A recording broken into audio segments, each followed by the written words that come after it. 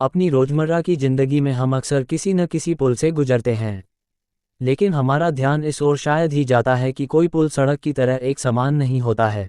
पुल को अलग अलग हिस्सों में बनाया जाता है। हम देखते तो हैं, लेकिन इस बात को नज़रअंदाज कर देते हैं कि आखिर ऐसा क्यों होता है। ये कोई डिज़ाइन का हिस्सा नहीं है, बल्कि इसके पीछे साइंस है।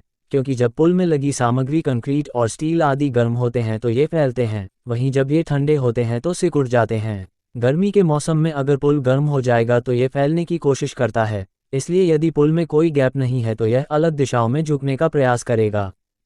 पुलों में इन गैप को विस्तार जोड़ों के रूप में जाना जाता है। ये जोड़ पुल को फैलने और कॉन्ट्रैक्ट करने की अनुमति देते हैं। इन गैप के बिना पुल टूट सकता है, क्योंकि पुल आमतौर पर कंक्रीट और स्टील से बने होते हैं।